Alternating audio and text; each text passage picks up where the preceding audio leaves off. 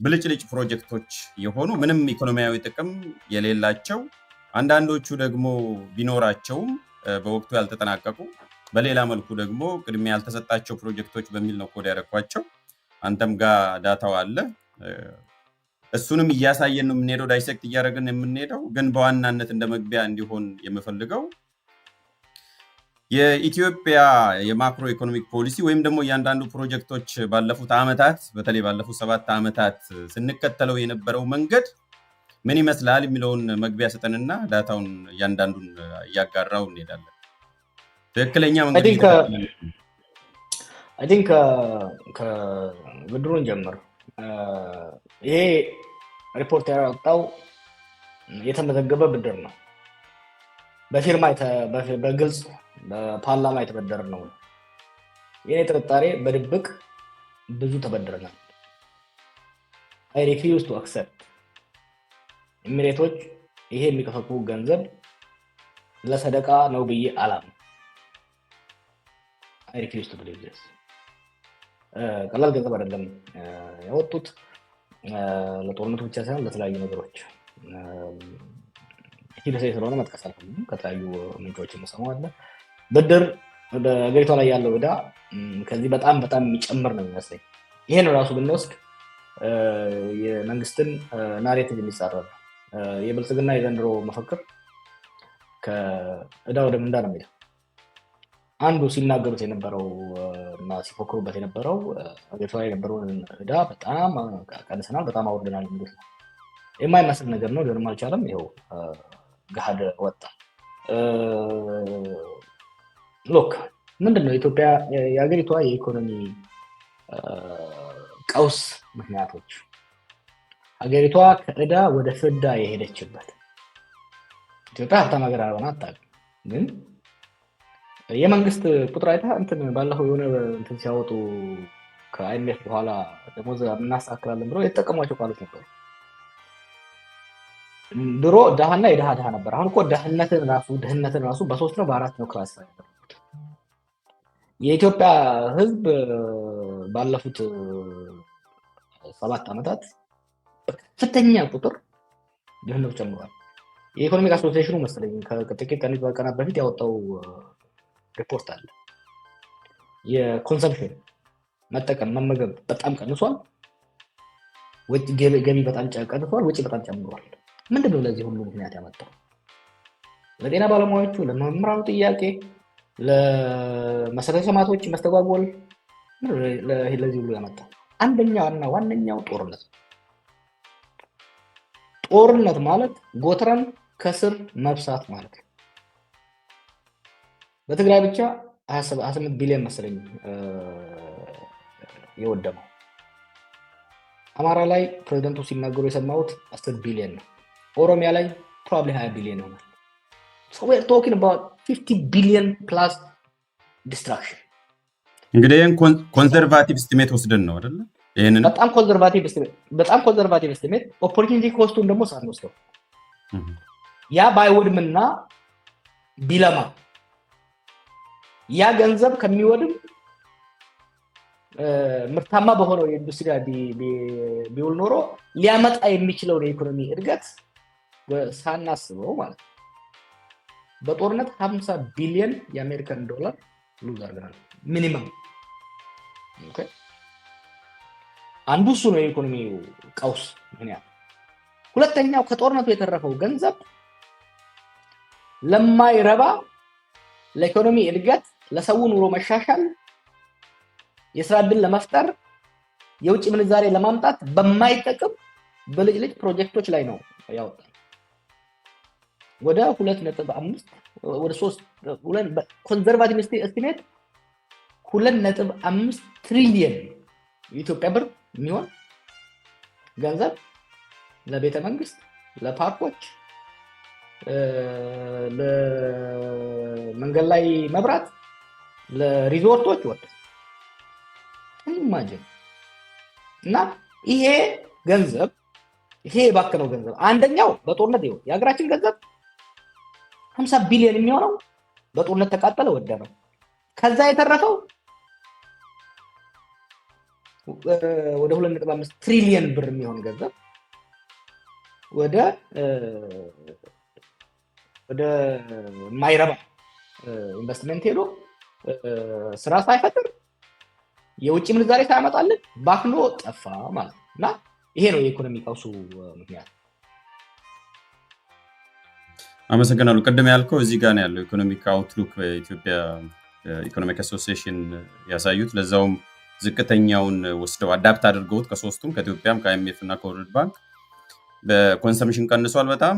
የኤክስተርናል ዴት ደግሞ በጣም ጨምሯል 12% በሁለት ዓመት ውስጥ። ዴት ቱ ጂዲፒ ሬሾም እንደምታየው ጨምሯል። ኦልሞስት ከኮንሰምሽን እና የፐብሊክ ሰርቪስ ውጪ ያሉት ነገሮች ወደ ላይ እናደርግለው እዚህ ጋር ማየት እንችላለን። ከመሻገራችን በፊት ለማሳየት ስለፈለግኩኝ ነው። ሶሻል ስፔንዲንግ ከትስም እዚህ ጋር እንደምታየው ዳውን ነው፣ ሁሉም ዳውን ወርድ ትሬንድ ነው የሚያሳየው። እና ይህን ነው ቅድም ስትል የነበረው እሱ ላይ ሞገስ ህዝባችን በደንብ መረዳት አለበት። ባለፈውም ደጋግሜ ስናገር የነበረው እዳችን የምንበደረው ጨመረ፣ ህዝባችን የሚያገኘው ግን ቀነሰ። በጤና በትምህርት ለማዳበሪያ የሚወጣው በጣም ቀነሰ። ለእዳ ግን የሚከፈለው የምንወስደው መዳም እየጨመረ ለትምህርት የሚወጣው ለሌላ በህዝብ ላይ የሚወጣ ገንዘብ በጣም ነው የቀነሰው። ለምሳሌ እዚህ ጋር ማየት እንችላለን። የመጨረሻው እንዳልከው ኮምፓራቲቭ ኮንቴክስቱ የሰብሳሃራን አቨሬጅ አለ። ኢትዮጵያ ላይ ያለውን ስፔንዲንግ የትምህርትና የሄልዝ ኬር ወይም የጤናና የትምህርትን ብታየው ከአቨሬጅ በታች ራሱ በብዙ እጥፍ ነው ዝቅ ያለው። ይህንንም ያሳያል። የመጨረሻው ላይ የምናየው እሱ ነው እንዳልከው። ይህንን እንትን እያሉ እሱን ራሱ አሁን ቅድም አይተው እንደሆነ ለምሳሌ በኢትዮጵያ በአሁኑ ወቅት ያ ቁጥር በጣም ትንሽ ነው። ከትምህርት ቤት ውጭ ያሉ ልጆች በአማራ ክልል ራሱ ብዙ ሚሊዮን ናቸው። በኢትዮጵያ በአጠቃላይ ፕሮባብሊ ከ10 ሚሊዮን በላይ ህጻናት ከትምህርት ቤት ውጭ ናቸው በጦርነት ምክንያት። የሆስፒታሎች እና ክሊኒኮች በተለይ በገጠር አካባቢ ያሉት መድኃኒት የላቸውም። ደሞዝ ሪል ታይም ማለት ነው። ደሞዝ ሪል ታይም በከፍተኛ ሁኔታ ነው የቀነሰው። እና የአንድ ሰው ደሞዝ እዚህ ላይ እንደምታየው የአንድ ሰው ደሞዝ ከቨር ማድረግ የሚችለው ማለት ነው አብቃቅተህ ከቨር ሊያደርግ የሚችለው 50% የሚሆነውን የወራዊ ወጪህን ብቻ ነው። የጤና ባለሙያዎቹንም ጥያቄ የመምህራኑን ጥያቄ ሰው መረዳት ያለበት ይሄ ስለጥፎ የነበረው ከየመምህራኑ ከየጤና ባለሙያዎቹ ከጭልጋ እስከ ጅጅጋ ሲመጣ የነበረው ኢንፎርሜሽን ምንድነው? የምናገኘው ደሞዝ 15 ቀን ለ30 ቀን የሚሰጠን ደሞዝ ለ15 ቀን አልበቃንም ሲሉ እነዚህ ሰዎች፣ ይሄው ምሁራኑ ደግሞ በጥናቱ እንግዲህ ይሄ በጥንቃቄ የሚሰራ ድርጅት ነው። መንግስትን ሳይጋጭ የሚሰራ መንግስት ድርጅት ነው። እና በከፍተኛ ሁኔታ ነው የቀነሰው የጤና ስፔንዲንግ። በዓለም ስምምነት አንድ ሀገር ቢያንስ 15% የሚሆነው በጤና ላይ ማውጣት ነበረባቸው። እንደምታየው እዚህ ላይ በከፍተኛ ደረጃ በጤና ላይ እየወጣ ያለው ከ6 እስከ 7% ብቻ ነው የሚሆነው ያለው። እና ይሄ ድህነት በከፍተኛ ደረጃ ኢትዮጵያ ውስጥ እየተስፋፋና እየከፋ ለመሆኑ እዚህ ላይ መከራከር ራሱ አይቻልም። እዚህ ላይ ጉንጭ አልፋ ነው። እዚህ ላይ መከራከር ማቆም መቻል አለባቸው። እዚህ ላይ ኢህአዴጎች ሙስና ነበራቸው፣ መድሎ ነበራቸው፣ ኢኮኖሚ ግን እያደገ ነበረ። ክርክራችን እነሱ ደብል ዲጂት ኢኮኖሚ እያደገ ነው ይላሉ። እኛ ደብል ዲጂት አይደለም እያደገ ያለው፣ ፕሮባብሊ 7-8% ነው እያደገ ያለው። ከኢኮኖሚ እድገቱ ደግሞ ፍትሃዊ ክፍፍል እየተገኘ አይደለም ነበረ ክርክራችን ትዝካል። አሁን እዛ መከራከር አንችልም። አሁን ዲፎ ዳቦ እየጠበበ እየቀጨጨ እያነሰ ነው እየሄደ ያለው። ድሮ ለኔ የደረሰኝ ቁራሽ አልበቃም ነበረ። ታስሮ ወደ ዲቤት ነው። ጥሩ እንግዲህ አሁን ወደ ፕሮጀክቶቹ ደግሞ እንሂድ ጀዋር። እና እያንዳንዱ ይሄ ደግሞ በጣም ኮምፕሬሄንሲቭ ጊዜ የፈጀ ነው ይሄንን ራሱ ኮምፓይል ለማድረግ። እስቲ ሁለት አይነት አሉ፣ ከድሮ የነበሩ ፕሮጀክቶችም አሉ። ባለፉት 7 ዓመታት ብቻ የነበሩትን በዝርዝር እና ከነ ወጪያቸው መቼ እንደተጀመሩ እንየው። ምናልባት የሚታያቸው ይመስለኛል። ይሄን አዳፕት አድርገን ነው ከመጣው መረጃ ላይ አዳፕት አድርገን ነው ለእናንተ በሚሆን መልኩ እኛ አይደለም ካልኩሌሽን የሰራ ነው የተሰራውን ነው እያሳየን ያለ ነው። ሶርሱም ተናግረናል ቅድም። እኛ ኢኮኖሚስት አይደለንም። ያለውን የኢኮኖሚክ አሶሲዬሽን እና ሌሎች የሚመለከታቸው አካላት የሰሩትን ምንጭ ነው እንዳለ እየተጠቀምን ያለ ነው እና እሱ ከግንዛቤ ማስገባት ነው። እነኚህም ፕሮጀክቶች እስቲ ጀዋር በብዛት ወደ 17 የሚሆኑ ፕሮጀክቶች ናቸው ባለፉት 7 ዓመታት የተገነቡት። በስማቸው እንደምናየው ነው። ለምሳሌ ጫካ ፕሮጀክት አለ። ምን አይነት ካቴጎሪ ላይ ይሆናል? እኔ ነኝ ስም የሰጠሁት፣ እጠይቅሃለሁ በጥያቄ መልክ፣ ግን ለጊዜው አድማጮቻችን እንዲያዩት። የጫካ ፕሮጀክት 1.5 ትሪሊዮን ኢትዮጵያ ብርን የፈጀው። እንጦጦ ፓርክ 6 ቢሊዮን፣ ዩኒቲ ፓርክ 5 ቢሊዮን፣ ወዳጅነት ፓርክ 5 ቢሊዮን፣ ሳይንስ ሙዚየም 10 ቢሊዮን፣ አብርሆት ላይብረሪ 6 ቢሊዮን፣ ግራንድ ፓለስ ሙዚየም 10 ቢሊዮን፣ አድዋ ቪክቶሪ 20 ቢሊዮን፣ የመስቀል ስኩዌር ፓርኩ 4 ቢሊዮን፣ ኮንቬንሽን ሴንተር ባለፈው የተገነባው 40 ቢሊዮን፣ የአዲስ አበባ ኮሪዶር የመጀመሪያው ፌዝ 100 ቢሊዮን፣ የአዲስ አበባ ከንቲባ ጽሕፈት ቤት ማደሻ 2 ቢሊዮን፣ ጎርጎራ 5 ቢሊዮን ነው፣ ወንጪ 5 ቢሊዮን፣ ጨበራ ጩርጩራ 10 ቢሊዮን፣ መተሃራ ሪዞርት 30 ቢሊዮን፣ ሸበሌ ሪዞርት ዋጋው አልተገለጸም። ኤንቢ ቢያንስ 1.76 ትሪሊየን በአሁኑና ሲደመር ገና ስላላለቁና ወደፊት ኢንፍሌሽንም ስላለ ነው። እነኚህ ኤንጂቢ ያልኩት እቺን ብቻ ልግለጽልህና ወደ አንተ ጥያቄ ሄዳለሁ ጀዋር። ኤንጂቢ የተባሉት ኖት ገቨርንመንት ቢዝነስ የሚሉትን ነው፣ መንግስትን የማይመለከተው ፕራይቬት ሴክተር ሊሰሩ የሚገባቸው ሪዞርቶች እነሱ ናቸው ኤንጂቢ ማለት። እነኚህ ነገሮች ስታይ ለዛውም በኮንዘርቫቲቭ ስቲሜት 2.25 አቨሬጁ በሁለት ብናካፍል 2.25 ትሪሊየን ብር ነው የሚሆነው። ይህንን የያዝና ምናልባት የጤና ከቨሬጁም አለ ቴብል ስላለ እሱንም ማሳይቻ አንድ ላይ እንሄድበት ወይስ እንዴት ይሻላል? መጀመሪያ ያንን ማብራሪያ መስጠት ፈልጋለሁ። አይ ቲንክ ይሄንን እናብራራው። ምክንያቱም አሁን ባለፈው እኔ ስለ ቤተ መንግስት ሳነሳ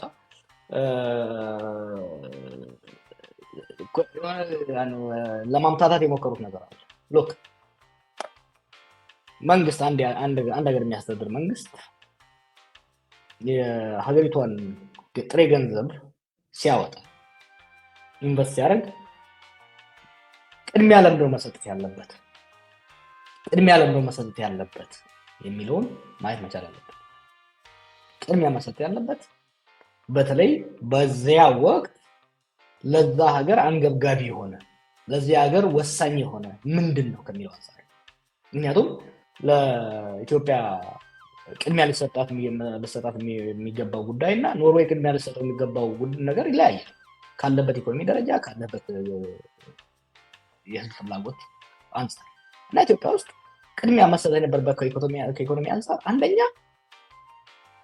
ስራ አጥነትን መቀነስ የሚችል ለምን በብዙ ሚሊዮን የሚሆን ወጣት አብዛኛው ከዩኒቨርሲቲ ተመርቆ ስራ የለም። ስለዚህ ይህን ወጣት ወደ ስራ መመለስ ወይ ወደ የስራ ዕድል ለዚህ ወጣት መፍጠር የኢኮኖሚውን ምርታማነት ይጨምራል፣ የሀገሪቷን የግጭት ተጋላጭነት ይቀንሳል።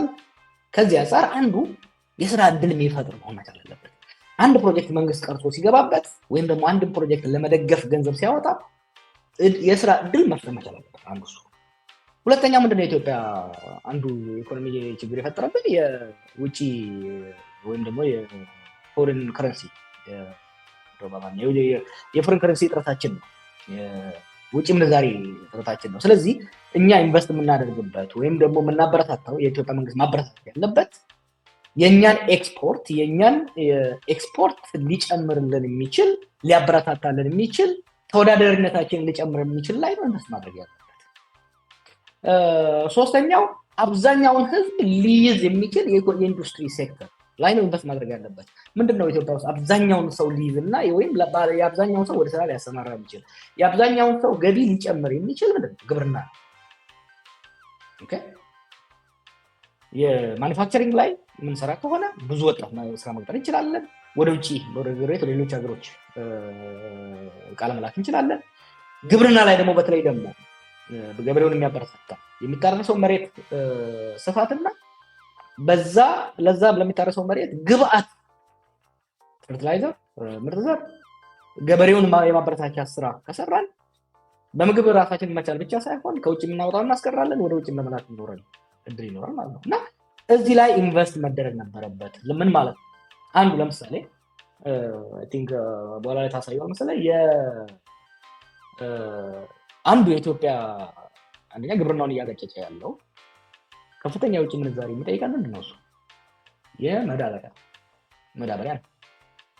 ስለዚህ መዳበሪያ ላይ መንግስት ትልቅ ገንዘብ ቢያፈስ ራሽናል። ለምን? አንደኛ የግሉ ሴክተር እንደዛ አይነት ላይ ገብቶ ኢንቨስት ለማድረግ ይከብደዋል። አሁን ባለው የተጨባጭ ሀገር ሁኔታ ካለን የውጭ ኢንቨስትመንት ለመሳብ ካለን አቅም አንጻር መዳበሪያ፣ ሌሎች ላይ ኢንቨስት ለማድረግ ያለን አቅም እየቀነሰ ነው ያለው። አሁን እንደምታየው ለምሳሌ የያዩ እዛ በኢህአዴግ ጊዜ ተጀምሮ የነበረው የያዩ መዳበሪያ ፋብሪካ በ450 ሚሊዮን ዶላር ነበር ሲሰራ ነበር። ግማሽ በላይ ገንዘቡ ፎር ከዛ በፊት የነበሩት አጠፉት እና ቢመጡና ሙሉ በሙሉ አስቆሙት። ትልቅ ገንዘብ ከፈሰሰበት በኋላ ይሄ መዳበሪያ ፋብሪካ ቢሰራ ኖሮ 450 ሚሊዮን ነበር የሚጨርሰው።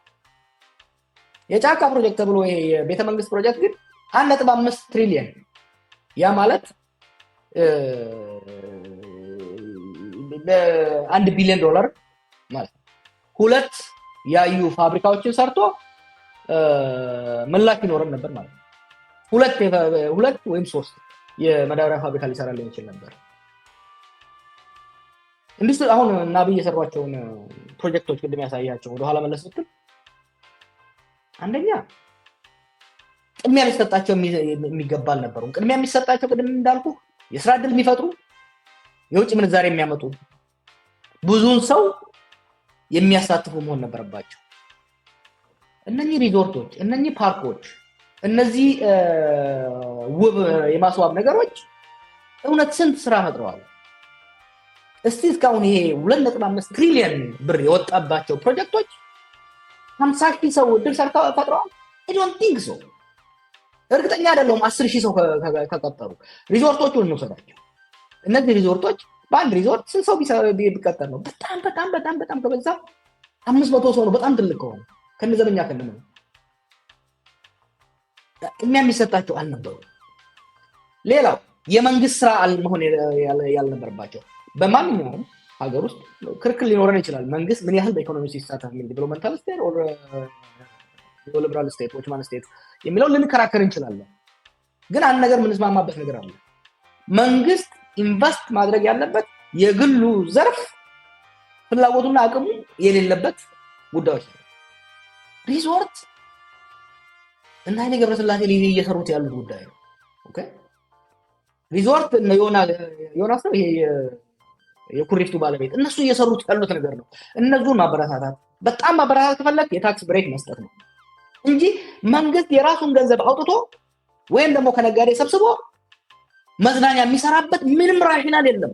ሀገር እኮ መቀለጃ ነው የሆነው ጓዶች። ኦኬ እነዚህ ፕሮጀክቶች በሙሉ ምናልባት ከሲምቦሊክ ቫሊዩ አንጻር አንተ እንዳልከው የአድዋ ፕሮጀክት ምናልባት ብሔራዊ ስሜት ለመፍጠር ምናምን ከሚለው አንጻር ምናልባት ላይብረሪ በተወሰነ ደረጃ ኢቭን ላይብረሪው ራሱ በዩኒቨርሲቲዎች መሰራት የሚችል ዩኒቨርሲቲዎች መደገፍ የነበረባቸው ስራ ነው። እሱን ጠጉር መሰንጠቅ ይሆናል ስለሆነ ተወዋል። እና እነዚህ ቫኒቲ ፕሮጀክቶች ብሎ ፈረንጅ በእኛ የሳቀው አይደለም። በኢትዮጵያ ደረጃ የኢኮኖሚ ቀውስ ውስጥ ያለ ሀገር ተውና ዛሬ ላይ ሀብታም የሆኑ ሀገሮች ራሱ ሊሰሯቸው ገንዘብ የህዝብ ገንዘብ ሊያወጡባቸው የሚደፍሩ ፕሮጀክቶች አይደሉም። ሞገስ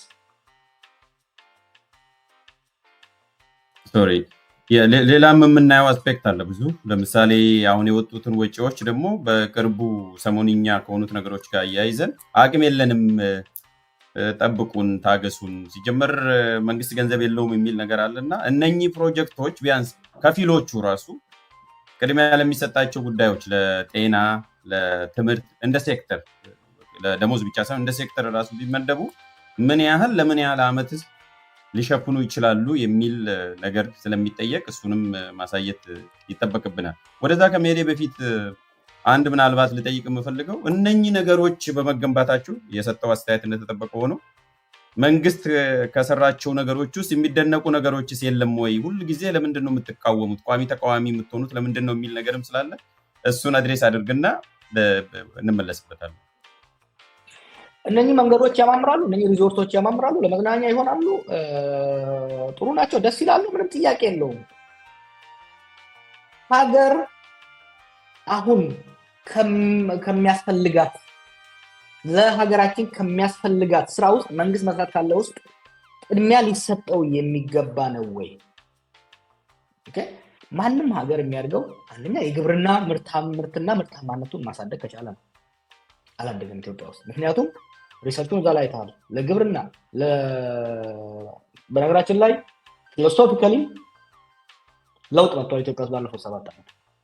ለረጅም ጊዜ የኢትዮጵያ መንግስታት፣ የኢትዮጵያ ኢኮኖሚ፣ የኢትዮጵያ ፖሊሲ ገጠር ተኮር ነበረ። መሆንም ያለበት እንደዛው ነው። አሁን ገጠር ተኮር ሳይሆን ከተማ ተኮር ሆኗል እና ከዚህ አንጻር ኢትዮጵያ የሚያስፈልጋል ምንድን ነው? ለምሳሌ ከውጭ የምናመጣውን ለመተካት በከፍተኛ ሁኔታ የምንጠቀመው ለምሳሌ የስኳር አድቫንቴጅ አለን፣ ውሃ አለን፣ አፈር አለን። ወደ ውጭ ለመላክ የስኳር ፋብሪካዎችን ማስፋፋት ነበረብን። ይሄ ታሰበና በጂቲፒ 2 መሰለኝ ብዙ ፋብሪካዎች ተጀመሩ። መለስ ከሞተ በኋላ እሱቷቸው የሄደው ሰዎች ብዙን አበረሻሹት። የመንግስት ገንዘብ በከፍተኛ የቻይና ብድር እና በሌሎች ብድር ያስጀመርናቸው ፋብሪካዎች በቃ ከዛ በፊት የነበረው መንግስት ስላስጀመረው ብቻ እና አብይ አስቆሙት። ዕዳ መክፈላችን አልቀረም። እንደምታየው ዕዳ እየከፈልን ነው። እነዛ ፋብሪካዎች ምንም እንኳን የተበለሻሹ ቢሆኑም ማሳደስ ይቻል ነበረ፣ መጠገን ይቻል ነበረ። ሳይጠገኑ ቀርተው አይ ቲንክ አንድ ፋብሪካ ብቻ ነው አሁን እየሰራ ያለው። አሁንም ኢምፖርት እያደረግን ነው ስኳር። ቅድም ያልኩህ የመዳበሪያው ቆሟል። አሁንም ኢምፖርት እያደረግን is one of our biggest expenditure. actually to be precise 80% ነው በቁጥር 80% ኢምፖርት እያደረግን ያለ ነው። እሱ ራሱ ሌላ ያለው ትልቅ ገንዘብ የወጣበት የባቡሩ ይሄ ወደ ከሀራ ገበያ መቀሌ ነው የሚባለው ያ የባቡር መንገድ ቆሟል። ቆሞም ተከሰም ከፍተኛ ገንዘብ እየከፈልንበት ነው ያለው። ኦኬ ኢትዮጵያ ባለፈው 7 ዓመት መስራት የነበረባት ያንን ሀዲድ ጨርሳ ወደ ጅማና ወደ ወለጋ ወደ ጎጃም የሚሄድ ሀዲድ መጀመር ነበረባት። ይሄ የባከነው በጦርነት የባከነው ብቻ ተውና ይሄ ለማይረቡ ብልጭልጭ ፕሮጀክቶች የወጣው ገንዘብ እነዚህ ፕሮጀክቶች ማስጨረስ ይችላል ነበር። የኢትዮ ጅቡቲ ምድር ባቡር አሁን ታከለ መጥቶ ትንሽ ከነካካው ነው ትንሽ እንትን ያለው እንጂ የተወሰኑ እንትኖች ናቸው የሚሰሩት። ለምን ገበያ አጥቶ አይደለም። ጅቡቲ ብቸኛ በራቸው ዋነኛው ብቸኛ ነው ዋነኛ በራችን ነች። ብዙ ዕቃ ነው በዛ የሚገባው። ገበያ አጥቶ አይደለም። ነጋዴው በረጅም ወረፋ ነው የሚጠቀመው። ግን ማሳደሻ እስቲ በፈጠረ የሀገሪቷ ዋነኛ መጋቢ የሆነውን መንገድ ከጅቡቲ የሚመጣውን ባቡር ዕቃ መለዋወጫ ነስተህ ለሱ መዋል የነበረበትን ዶላር ጎርጎራ ላይ፣ ጨበራ ጮርጮራ ላይ፣ ግንጪ ላይ መዝናኛ ስትሰራበት እንደ ቤተሰብ ውሰደው። አንተ ቤተሰብ ካለህ መጀመሪያ ምንድን ነው የምትሰራው? ለልጆች ለባለቤት ለራስህ ምግብ ነው። ከዛ መጠለያ ነው። ከዛ ልብስ ነው። ወደ እንጦጦ ፓርክ እና ወደ ቢሾፍቱ የምትዝናናው ከዛ ከተረፈ ነው። እና ቢግን ያደረጉት ኢሴንሻል የሆኑ ይሄ 5 ክፍል የምንማረው ቤዚክ የሆኑ ነገሮች ለሀገሪቷ ነስተው ለእነዚህ ብልጭ ነገሮች ነው ያሉት። እና ይሄ ያባከነው ገንዘብ የጦርነቱ እንኳን ሳትጨምረው ለነኚህ ብልጭልጮች የወጣ ገንዘብ ለምርታማ ለሆነው የሀገሪቷ ኢኮኖሚ ቢውል ኖር አንዳንድ እነሱ የሚያቀርቡት መከራከያ ምንድነው? ከመንግስት አልወሰንም ከነጋዴ እንሰበሰብ ነው። ለምሳሌ ምንድነው ይሄ ገበታ ለሀገር የሚባል እነዚህ ነጋዴዎች እኮ ኢትዮጵያውያን ናቸው። እነዚህ ነጋዴዎች ከነዚህ ነጋዴዎች የምትቀበለው ገንዘብ የሀገር ገንዘብ እኮ ነው። ከነሱ መቀበል ካልቀረ ምርታማ ለምን ከነዚህ ነጋዴዎች ተቀብሎ ያዩን ያላስጨረሰ?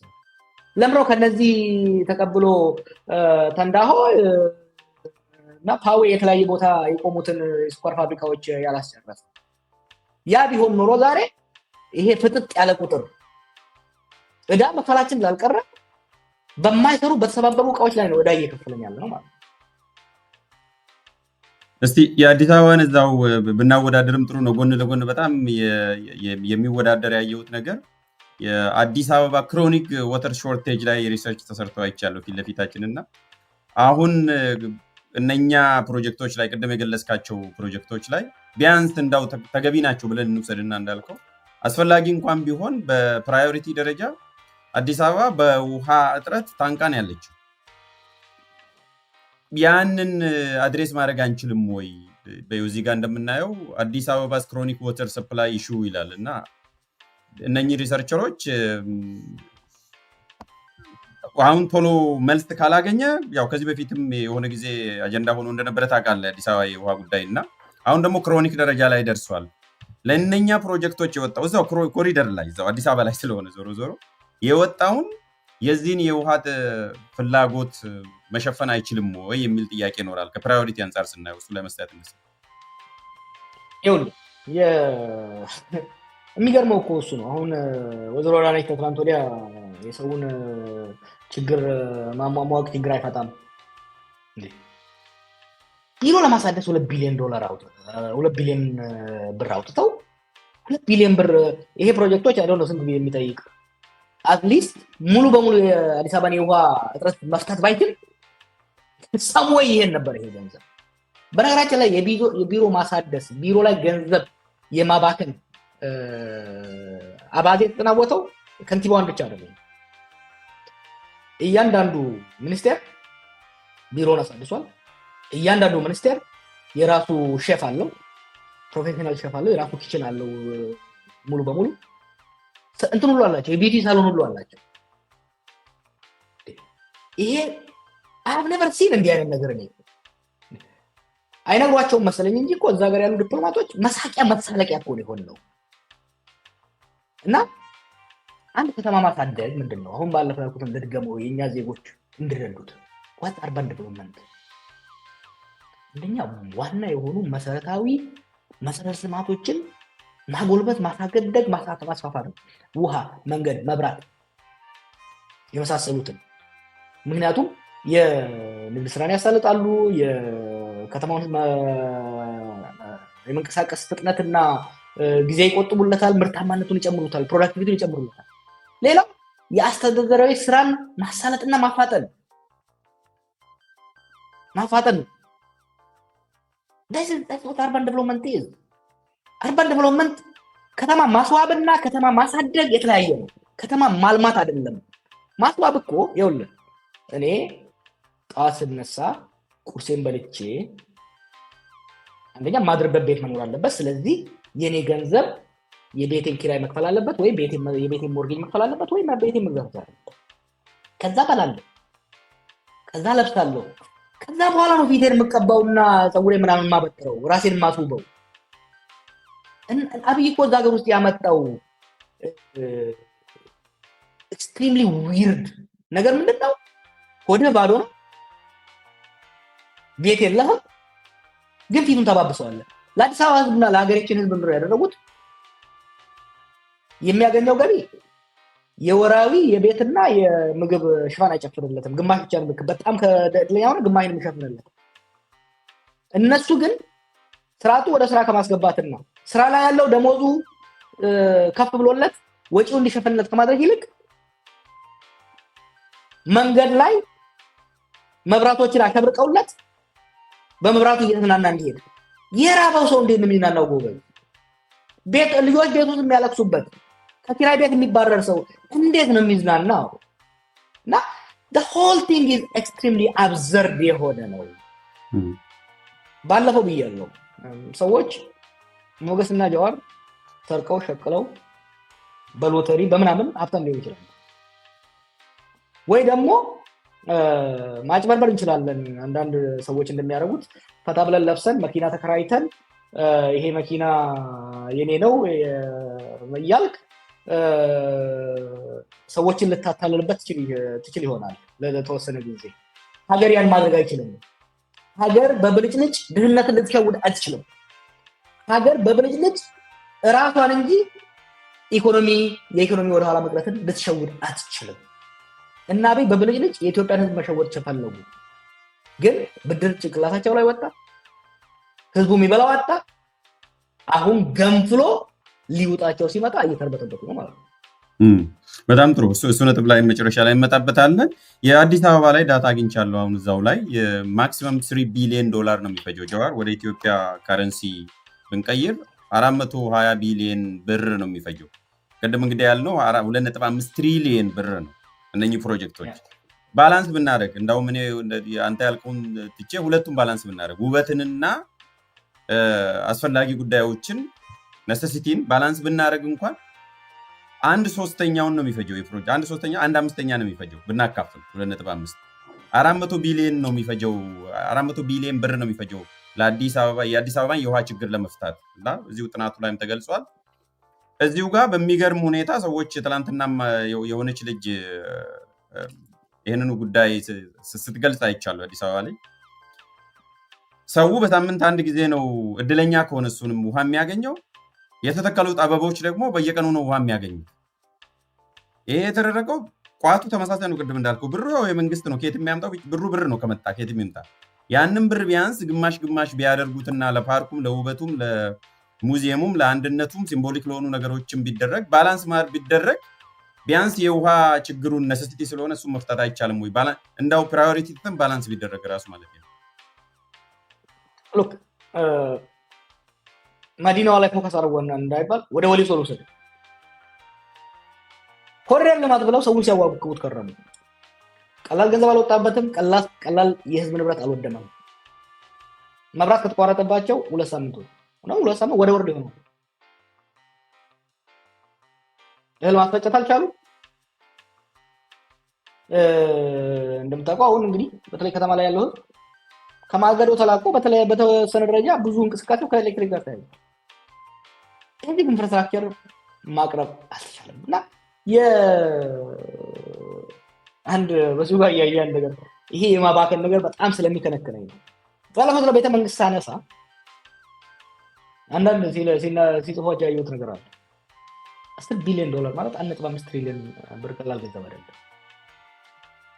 ለአንድ ዓመት ብቻ ነው ሐኪሞች ነው ለሐኪሞቹ ለ30 ዓመት ኢትዮጵያ በጣም ትንሽ ሐኪሞች ናቸው ያሉት በቁጥር አይ ቲንክ 30 ነው 20 ምናምን ዓመት ለሚሾው ይዘን እንግዲህ ስላለን ስለሚኖር እሱንም እንየው። ቅድም ስላቆየ ነው እዚህ ጋር አለ የተሰራ አለ ለመምህራንና ለጤና ሴክተርና ለትምህርት ሴክተር ነው የተቀመጠው። ይታያል አይደል? እዛ ጋር ለምሳሌ እንደምታየው ሞገስ በአጠቃላይ እኛ ሀገር ያሉ የጤና ባለሙያዎች ከሐኪሞቹ እስከ ነርሶቹ በአጠቃላይ በጤና ሴክተር ውስጥ ያለው ሰው 120-125 ሺህ ሰው ቢሆን ነው ተብሎ የሚታየው። ኦኬ ደሞዝ ጨምረህላቸው ማለት ነው። ሐኪሞቹን አሁን ከሚከፈላቸው ጋንሺ 45 ሺህ ያስገብተህላቸው ራሱ ለ41 ዓመት ይከፍላል። ይሄ ገንዘብ ለ41 ዓመት ኦኬ እና በአመት ምክንያቱም 42 ቢሊዮን ብቻ ነው። 42 ቢሊዮን እኮ ቅድም ያሉ ፕሮጀክቶች ብትገባ 42 ቢሊዮን እኮ ለሪዞርቶች እኮ ለአንድ ሪዞርት እኮ ነው 40 ቢሊዮን እየወጣ ያለ ኢትዮጵያ ውስጥ። የመምህራኑን ደግሞ ወሰደው በአጠቃላይ ከኤሌመንተሪ እስከ ሃይ ስኩል ያሉ መምህራኖች ከኤሌመንተሪ እስከ ዩኒቨርሲቲ ያሉ መምህራኖች በአጠቃላይ ኢትዮጵያ ቢደመሩ 800 ሺህ አይሆኑም። 182 ቢሊዮን let's say 200 ቢሊዮን በአመት ቢፈጅባቸው ለ10 ዓመት ከፍላል ቤተ መንግስት ላይ ያባከነው ገንዘብ እዚህ ብልጅ ፕሮጀክት ላይ ምናባከነው ገንዘብ just for comparison ምክንያቱም አቅለው ሲያዩት ነው የጎበዝ እየለመነን የምንኖር ሀገር ትንሿን ገንዘባችንን መምህራኖቻችንን ሐኪሞቻችንን አስርበን አዲስ መንገድ መስራት ቀርቶ የተበላሸ መንገድ መጠገን አቅቶን የተበላሸ ባቡር ቤዚክ ሀዲድና ቤዚክ ፉርጎችን መጠገን አቅቶ ነው። ስኳር ፋብሪካዎች በመለዋወጫ ማጣት ተዘግተው ትልቅ በነገራችን ላይ ብዙ ነገር አለ። ለምሳሌ ከህዳሴ ግድብ ጋር ተያይዞ ባለፈው አንድ ኢንፎርሜሽን ተናግረው ነው 98% አልቋል 80 ቢሊዮን ይቀራል ምናምን ሲባል ሰው ግር ብሎት ነበር። ተጠያየቅ ምን ሰማው መሰለህ መረጃ እየመጣ ነው። የመካኒካል ስራው አብዛኛው ስራው አልቋል፣ ግን ተርባይኖችን ለማስተከል ገንዘብ የለም። ይሄ ገንዘብ የት ሄደ?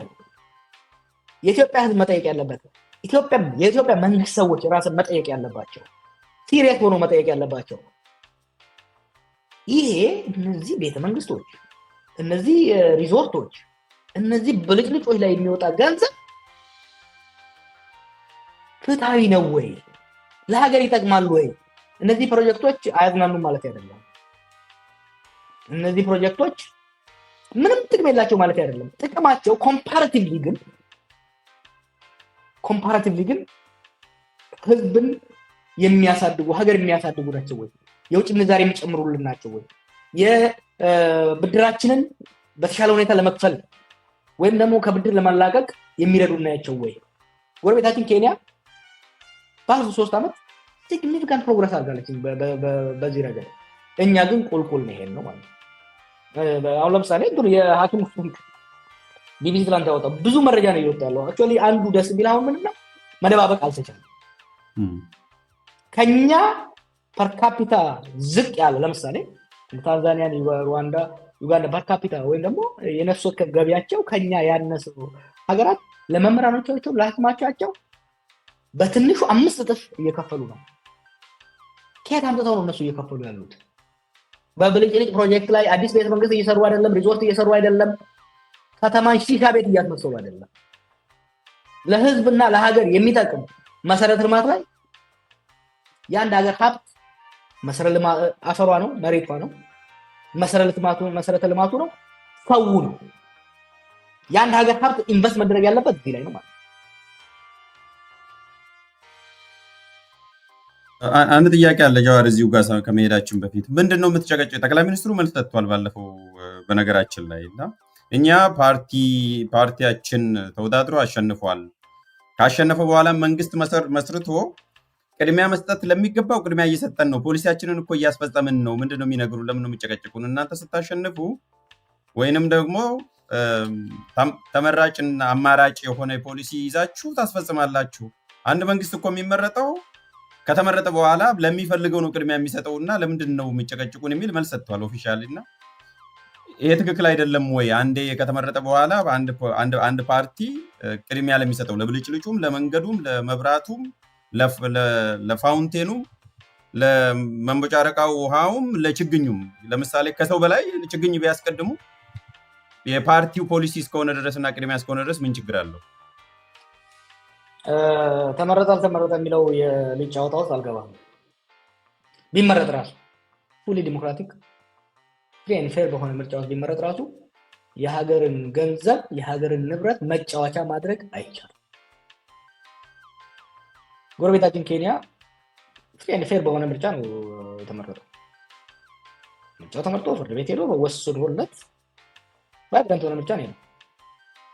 ብድር ሊበደር ሲሄድ ግን ታክስ በጣም ትንሽ ሊጨምር ሲሄድ ቀውጥ የተደረገ ቀረ። ተመርጭ ያለውና አትጠይቁኝ ብሎ በታንክ አልጨፈጨፋቸው። ግጭት ገባ፣ ሰረዘ። መመረጥ በህግ በሀገሪቷ ህግ መሰረት በሀገሪቷ ፕራዮሪቲ መሰረት የዛን ሀገር ንብረት ስራ ላይ ማዋል እንጂ የተወሰነ ሩም ሊኖር ይችላል። በተወሰነ ደረጃ ለምሳሌ በዓለም ላይ ወደ ቀኝ ዘመምና ግራ ዘመም ፓርቲዎች የሚለያዩበታል።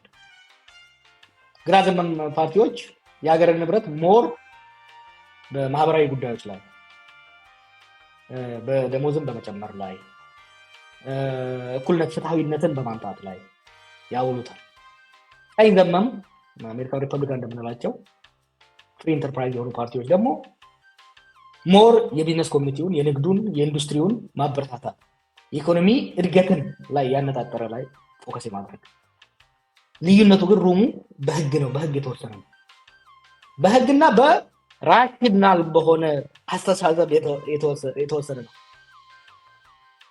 አብይና ግብረ አበሮቹ ፍሪ ኤንድ ፌር በሆነ ምርጫ ራሱ ቢመረጡ አሁን ኢትዮጵያ ላይ ያደረጉትን ብልግና ለመፈጸም የሚያስችል ምንም አይነት ህጋዊም ሆነ ሞራላዊ ቅቡልነት የለውም። አንድ እሱ ነው። ሁለተኛ ከዚህ ጋር ተደማምሮ የተናገረው አለ። አሁን ለምሳሌ ይሄ የቤተ መንግስት ሆነ የሪዞርት ለምኝን ያመጣሁት እኔ ነኝ ያመጣሁት እንደዛ የሚባል ነገር የለም። አብይ የበሻሻ ነዋሪ ሆኖ ቢቀር ኖሮ ማን ነው ገንዘብ የሚሰጠው? አንተ ሄደህ ቢሊዮን ዶላር የሚሰጥ ሰው አለ እንዴ? ገንዘብ ሲሰጥህ አይደለም በቢሊዮን $1,000 ሲሰጥህ እንደ መንግስት መሪ ጠቅላይ ሚኒስትሩ የፓርላማ አባል ያቺን ሀገር ወክለህ ነው የምትቀበለው። ያቺን ሀገር ወክለህ ነው የሚሰጥህ። ያቺን ሀገር ወክለህ ነው የምትቀበለው። በስርዓቱ ዲክሌር መደረግ አለበት። ለህዝብ ነው የሚሰጠው፣ ለሀገር ነው የሚሰጠው። ልጠይቁኝ አትችሉም ማለት አይችልም። መጠየቅም አለበትም ይጠየቃል ወደፊት። ይሄ ምን ሆነ መሰለህ ኢትዮጵያ ውስጥ አንዱ የመጣው ነገር ባለፈው 7 ዓመት ቀውስ ከመብዛቱና ውሸት ከመደራረቡና የፖለቲካ ዲስኮርስ በጣም ቀሎ ወርዶ የልጅ ጨዋታ ከምንሰሩ የተነሳ ዝም ብሎ እንደተራ የሚነገሩ ነገሮችን ሲሪየስ ታንወስዳቸው የምናልፋቸው ነገር እያለማመዱን መጡ እኮ። ውሸትን አለማመዱን፣ ድድብናን አለማመዱን፣ በሀገር መቀለድን አለማመዱን። ተመርጠናልና በፈለገችን ላይ ማውጣት እንችላለን አይባልም። በህግና በስርዓት የሀገር ፕራዮሪቲ ሀገር እየተራበ ህዝብ እየተራበ ሪዞርት ሰራለው ብሎ እንድትሰራ የሚፈቅድልን ምንም አይነት ምርጫ ሊኖር አይችልም። ይሄንን መስተካከል ያለበት ነው። ህዝባችንን ፈጽሞ መቀበል የለበትም። በነገራችን ይሄ የመንግስት ገንዘብ የመንግስት መገንዘብ ይባል መንግስት እኮ ለብቻው አርሶ ወይም ደግሞ ከማርስ ያመጣው ነገር የለም። የመንግስት ማለት የህዝብ ነው። ይኸውልህ የኢትዮጵያ በጀት ለስታይቲንግ 100 ቢሊዮን ነው እንበል። $100 ቢሊዮን ከሆነ 60% የሚሆነው ከሀገር ውስጥ ገቢ ነው የሚመጣው። 40% የሚሆነው በብድር በእርዳታ ነው የሚመጣው። ሁሉም የኢትዮጵያ ህዝብ ንብረት ነው። እንዴት በላይ ያ 60% በግብር በተለያየ መልኩ ከህዝብ የተሰበሰበ ነው። ያ 40% በህዝብ ስም በብድር የመጣ ነው አብዛኛው። ይሄ እያንዳንዳችን 570 ምናምን በነፍስ ወከፍ አለብን አልክ አይደለም? ይሄ ብድር ራሱ ለአብይ አይደለም የሚሰጠው፣ አብይ አይደለም የሚከፍለው፣ መለስ አይደለም። በመለስ ጊዜ እኮ የተወሰደውን እኛን እየከፈልን ያለው አይደለም? ኦኬ ሶ የተረፈው እርዳታው ራሱ ቢሆን ለኢትዮጵያ ህዝብ የተሰጠ ነው። ደሞዝ ሲጨምር ከአብይ ኪስ ከአዳነች ኪስ ይምጣ ያለ ሰው የለም። ህዝብ እያለ ያለው ከኔው የምትሰበስበው ነው። አንዱ እኮ ችግር የከተታቸው ምንድነው? ይኸው በጦርነት በደቀቀ ኢኮኖሚ ላይ አብዛኛው ገንዘብ በማይረባ ብልጭልጭ ፕሮጀክት ላይ በባከነበት ሁኔታ ላይ ሄደው ከአይኤምኤፍ ጋር ተፈራረሙ። አቆርቋጅ የሆነውን ድርጅት ከእናት እንደመበደር ነው ብለው ሄዱ። አዎ ወለዱ ምናምን ስታየው አነስ ይላል ከፕራይቬት ብድሩ። ተያይዘው የሚመጡ ኮንዲሽኖች ቅድመ ሁኔታዎች ግን ቅድሚያ የምትሰጠው ብድር ለመክፈል ነው። ህዝብን ሊያሳድጉ፣ ህዝብን ሊረዱ፣ ህዝብን ከራብ ሊገላገሉ፣ ጤናውን ሊጠብቁት የሚችሉ የመንግስት ወጪዎችን ትቀንሳለህ። ያ ብቻ ሳይሆን የሀገርን ኢኮኖሚያዊ ሉዓላዊነት አሳልፈን ለውጭ ኃይል ይሰጣል። አሁን እኮ አንዱ ችግራቸው ነው ታውቃለህ። ወጥሬ ያስቋቸው አታርጉት እየተባሉ ነው ያደረጉት። ይሄን የኢትዮጵያ ኢኮኖሚስቶች በሙሉ አታርጉት፣ አትፈርሙ ይሄን ብድር እየተባሉ ነው ሄደው የፈረሙት። ባለፈው እንዳልኩት ምክንያቱም ኦልሬዲ የነሱ ደሞዝ የሚከፍሉላቸውን ልጆች እንዲከቡት አድርገው ኮንቪንስ ካደረጉት በኋላ ፈርሞ ገባበት። አሁን ያለ አይኤምኤፍ እና ወርልድ ባንክ ፍቃድ ደሞዝ መጨመር አይችልም። የእኛን ደሞዝ ራሱ አሁን ስለ ሉዓላዊነት ያወራሉ። ሉዓላዊነት ምናምን ሉዓላዊነትን ፈርሞ በፊርማ ዋሽንግተን ዲሲ ለተቀመጡ ሰዎች ካስረከበ በኋላ አሁን መምህር ደሞዝ ሲጠይቅ ፖለቲካ አርክ ሐኪም እኮ ኢትዮጵያ በነገራችን ላይ የደሞዝ ጭማሪ አይደለም የሚጠየቅ ያለው ደሞዛችን 15 ቀን ብቻ ነው እየሸፈነልን ያለው። ኢሪል ተርም የኢትዮጵያ ደሞዝ ባለፈው 7 ዓመት በግማሽ ወርዷል ነው ያልን ያለው። ቢያንስ አት ሚኒመም በግማሽ ቀንሷል። በመቶ ለምሳሌ $200 ሲከፈለው የነበረው ሰው ከመቶ በታች ነው እየተከፈለ ያለው በአሁኑ ወቅት። በተቃራኒ ደግሞ የሚገዛው ዳቦ፣ የቤት ኪራዩ፣ ልብሱ በሙሉ ጨምሯል። ህዝቡ እየጠየቀ ያለው ጥያቄ የደሞዝ ጭማሪ ሳይሆን ሊቪንግ ዌጅ ባለፈው እንዳልኩት ልኖርበት ሊያኖረኝ በልቼ ዛኒጋባ ነገር ጭንቅላቴ ላይ ኖሮኝ አድሬ ማስተምርበት አድሬ ከቤት ወጥቼ ህዝብ ማገልግልበት ማከምበትን ነው ጨምርልኝ ብያለ ያለው። ጥሩ ከዚሁ ራስ ካነሳው አይቀር ስለ ኢኮኖሚ ማሻሻያው የሚናገሩት ምንድነው? አገር በቀል ማሻሻያን ያደረግነው ነው የሚሉት እና ምንድነው የአገር በቀል ማሻሻያ? ምን ነው አገር በቀል? ለምሳሌ አገር የበቀለው አገር በቀል ነው ወይስ አገር ነቀል ነው የሚል አንድ ጊዜ ጠይቄ ነበር ከዚህ በፊት ነው። እና ምንድነው አገር በቀል ሲባል እኮ በራስ አቅም ያመነጨው እውቀት ኖሮ ፖሊሲው ላይ ኦቶኖሚ ኖሮ የምታደርገው መሰለኝ እስከማውቀው ድረስ አማርኛው እስከሚገባኝ ድረስ እና እነሱ እኮ እኛ ታዘን አይደለም። ሁሉን አቀፍ ኢኮኖሚ ነው፣ መልቲ ሴክተር ነው ኢኮኖሚው። ሁለተኛ ደግሞ አገር በቀል ነው ፖሊሲያችን የሚል ነው መንግስት እየተናገረ ያለው። እና ምንድነው አገር በቀል? ከየት ነው የበቀለውስ? ማን ነው ያበቀለው? እንዲህ የሚለው ሰውዬ ከዋሽንግተን ደሞዝ እየተከፈለው አዲስ አበባ የተላከ ሰው ነው። ይሄንን ፖሊሲ ስራ ላይ እንዲያውል አንዳንዴ እኮ ኬም ስለሚይዘን አንዳንድ ነገር ዝም ብለን የህዝባችንን ሞራል አንሰብርም ብለን ዝም እንላለን እንጂ there's nothing ሀገር በቀል ምናምን የሀገራችን እኮ የዓለም አንደኛ የአፍሪካ ሁለተኛ ብለን ራሳችንን ባንኮፍስም ብዙ የኢኮኖሚ ምሁራኖች አሏት። ኢኮኖሚ ምሁራኖቹ በሙሉ እያሉ እኮ ነው። ሌሎቹ ያው በውስጥ ነው የሚነግሯቸው። አሁን ለምሳሌ ሁሌ የሚጽፈው ክቡር ገና ይጽፋል። they never listen to them። እነሱ የሚሰሙት ዲሲ ላይ ቁጭ ብለው ስለ ኢትዮጵያ ህዝብ ደንታ የሌላቸው፣ ፓሪስ ላይ ቁጭ ብለው ስለ ኢትዮጵያ ህዝብ ደንታ የሌላቸው። ይሄ የሚመጣው ገንዘብ ራሱ የት ነው እየወጣ ያለው? ለድሮም መግዣ ፋሲኔሽን ምናልባት ለኛ የማይታየን ለነሱ እዛ ውስጥ ያሉ ማለት አመራሩ ላይ ያሉ ሰዎች የሚታያቸው ለኢትዮጵያ ህዝብ ለኔም ላንተም ኦርዲነሪ ለሆነው ሰው የማይታይ ነገር ይኖራል።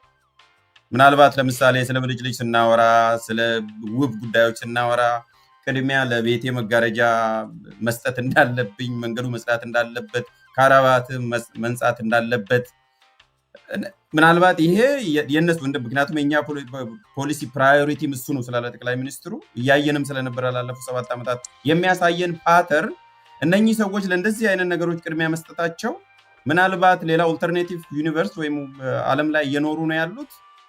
ለምንድን ነው ልንግባባ ያልቻልነው? ቤዚካሊ የተለያየ ፍልስፍና ስለምንከተል ነው። በሚገባ ሁሉም ባይሆኑም ጠቅላይ ሚኒስትሩ የሚከተለው የፕሮስፔሪቲ አይዲዮሎጂ ፖዚቲቭ ቲንኪንግ የሚባል የኤርፖርት መጽሐፎች አሉ። ኤርፖርት ስትሄድ የሚሸጡ መጽሐፎች አሉ። እነሱን አግበስብሰው የሀገር ኢኮኖሚ ለግለሰብ ቅድም እንዳልኩ ግለሰብ ሸውዶም አምታቶም አጭበርብሮም ሀብት እጁ ሊያደርግ ይችላል። እነዛ መጽሐፎች ለግለሰብ ሊሆኑ ይችላሉ። ለሀገር ለማሳደግ ግን ሃርድ ኢኮኖሚክስ is must. ሃርድ ኢኮኖሚክስ means hard work, advanced serious strategic planning ግዴታ። ይሄ እነሱ ይዘውት የሚዞሩት የኤርፖርት መጽሐፎች የተግበሰበሰበት ደግሞ ለዚህ አይፈልግም። ባለፈው እኮ ብያለሁ። አንዱ ጉዳይ ለእውቀት ያለው አንድ ሰውየውን ትላንትና ሲናገር ድህነትን የረገመበት ወደፊት ጊዜ ወሰድና አንድ ቀን በስፋት ስለ ፕሮስፔሪቲ አይዲዮሎጂ ምንጩ ከየት እንደመጣ in 1930s በቅሎ በተለይ ደግሞ 1970s የግራ ዘመም የሆኑት የናሽናሊዝም እና የኮሙኒዝም እንቅስቃሴዎች የበዝባይ የሆኑ የካፒታሊስት ካምፓኒዎች ላቲን አሜሪካ ላይ በማይኒንግ ሴክተሩ በአግሪካልቸር የህዝቡን መሬት የህዝቡን ሀብት ሲበዘብዙ ስለነበሩ ተበዝባዡ ህዝብ ግማሹ በብሔረተኝነት በሀገራዊ ስሜት ተነስቶ ታገላቸው፣ ሌላው በመደብ በሰራተኛ ኃይል ተነስቶ ታገላቸውና ጥቅማቸውን ሲነካባቸው ይሄንን ለማኮላሸት በሃይማኖት ስም ይዘውት የመጡት በነገራችን ላይ ክርስትና ላይ ብቻ ሳይሆን በእስልምናም በተለያየ ኢቨን ሂንዱ ውስጥ ሁሉ አላቸው የመጣ የማታለያ የማጭበርበሪያ ህዝቡን ፍራግመንት አድርጎ ሰባብሮ ለጋራ ጥቅሙ ወይም ደግሞ የሚደርስበትን የጋራ በደል በጋራ እንዳይታገል በጋራ እንዳይዋጋ ኢንዲቪጁዋሊዝምን አንዱ ነገራቸው ምንድነው? ለምሳሌ የኢኮኖሚክ ኢንኢኳሊቲ ካለ ብዝበዛ ካለ አንድ ሰው ሀብታም የሆነው ፈጣሪ ስለወደደ ነው። አንተ ደሃ የሆንከው ፈጣሪ ስለጠላ ነው። እንደ ሀብታሙ መሆን የምትችለው ሀብታሙ የተሻለ ከፍ ያለ ግብር ከፍሎ ያንተን ጤና ሌላ ማስተካከል ሳይሆን አንተ መጸለይ ያለብህ ብቻ ወይም ደግሞ you have to be positive። አሁን አንድ ነገር አለ፣ ብዙ ነገር አመጣኝ። አንድ ነገር አይተሃል፣ በጎ አድራጎት የሚባል ቮለንተሪዝም ቶሎልቱማ የሚባል ነገር አለ። ይሄ የመንግስት ስራ አይደለም። በጎ አድራጎት የበጎ አድራጎት ድርጅት እኮ አለ፣ ኤንጂኦ የሚባል ነገር አለ። በመንግስት ደረጃ በጎ አድራጎት የሚባል ነገር ፈጽሞ ሊኖር አይችልም። ያ የሲቪክ ሶሳይቲ ስራ ነው። ያ የዜጎች ስራ ነው። ኢትዮጵያ ውስጥ ግን የመንግስት ስራ ሆኖ መጣ። ይሄ አመለካከት የከተተን ጣጣ አሁን ከገባንበት ነገ ማንወጣበትም። ወደፊት ጊዜ ወስደን በስፋት ሌሎች ምሁራኖችን ጋብዘን የምንወያይበት ሆኖ ሳለ አሁን ግን አንገብጋቢ ጉዳይ ምንድነው? ይሄ ጣጣ ይሄ አመለካከት ይሄ ግለሰብ ከከተተን ፖለቲካዊ ኢኮኖሚያዊ ቀውስ እንዴት እንውጣ የሚለው ላይ ዝምታውን መስበር አለበት ሰው። በነገራችን ላይ የተወሰኑ ናቸው፣ በጣም በጣም ፊው ናቸው። አብይና የተወሰኑ ሰዎች ናቸው እንጂ